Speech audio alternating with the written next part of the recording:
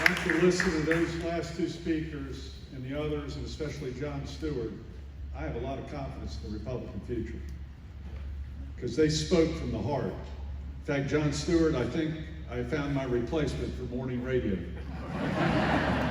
John Stewart show with Bo Thompson, Brett, what do you think? I can tell he put some thought into that. John, I want to congratulate you for your leadership. But the best speech I actually heard this morning was outside the doors when a 17-year-old Charlotte Christian high school student came up to me and he said, Governor McCrory, we had a painting contest on parking spaces at Charlotte Christian earlier this year, and I wanted to put the American flag on my parking space. And the school, Charlotte Christian, would not let me put the American flag in the parking space. They allowed another parking space to have a BLM painting. This is what we're fighting, the cancel culture. And this is one reason I sadly, Brett, had to quit the radio show on Wednesday, because I can't sit on the sideline any longer and let this cancel culture and this identity politics and the incredible debt that's been built up for future generations continue in this state and this nation. I can't do it. And I'll tell you right now, since I announced on Wednesday for the U.S. Senate, the cancel culture of Chuck Schumer has been attacking me. A friend of mine from Wisconsin got an email from Chuck Schumer with my picture on it, which made me feel good. It made me feel good because if they have my picture on it and they're attacking me, I must be the strongest candidate to win the North Carolina seat for the U.S. Senate. Or if not, they would have left me alone, right? They are attacking me across the nation, California and Washington State and Wisconsin and right here in North Carolina for the last 48 hours. And I like it. Because we're going to stand up for what we believe in the Republican Party. And I think that those values and our economic strength will resonate in this U.S. Senate campaign. I firmly believe the reason I'm running, and the only reason I'm running, is because I'm simply the best for this job. I can bring to Washington exactly what I made promises to every one of you when I was a city council member, when I was a mayor, and when I was governor. I made promises and I met every one of those promises. I did not lie to you. I said I was coming to do the job, and I did the job, even if it meant defeat in the next election. Because I was not running for the next election, doing service for the next election. I was doing service for the next generation.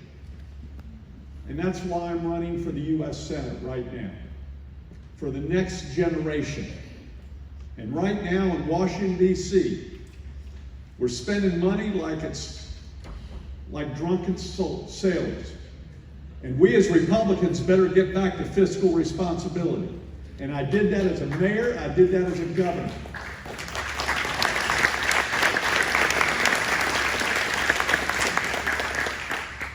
We in Capitol Hill need to understand what it means to protect our citizens first in our cities. And I'm the only one who will be in the U.S. Senate who's actually had to call the National Guard to deal with Antifa. Because if you remember in 2016, there was a little riot down the street in Charlotte. And the mayor of Charlotte didn't want me to call the National Guard. The President, Obama, did not want me to call the National Guard. Attorney General Roy Cooper did not want me to call the National Guard. Guess what I did? I called the National Guard.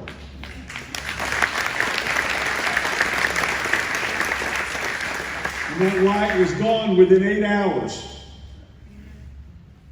I called the National Guard, gave total authority to the police chief of Charlotte, kept the politics out of it. Even though the election was in another week and a half, I said, we're not going to politicize riots, we're going to deal with the rioters. Amen. And isn't that the kind of experience right now we need in Capitol Hill? Someone who understands the National Guard and Highway Patrol and our police and the pressures that they're under right now? That's why I'm running.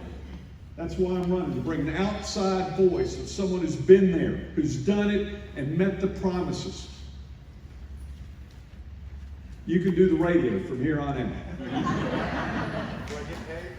Yes. The pay might even be better than a U.S. Senator. That's okay with me. So I'll conclude by saying this. There's one other issue that I firmly believe the number one responsibility of government has always been safety. That's why I ran for the Charlotte City Council in 1989. We were averaging 125 murders a year. That's why I ran. And now I see of a teacher who was killed in a Mexican cartel drug house in Alamance County. The teacher worked right down the street from here. Tried to rob the Mexican cartel, and he was killed because he was involved in drug trade. The cartels are here in North Carolina. I knew it as mayor, I knew it as governor, and I'm telling you right now, and as long as Joe Biden opens up these borders and we don't deal with it, it's going to have a major impact on North Carolina's public safety, our social service system, our education, our hospitals, you name it. I get it. I've been there. I have fought them, and I will fight them as your next U.S. Senator. I need your help. God bless each one of you. Thank you very much.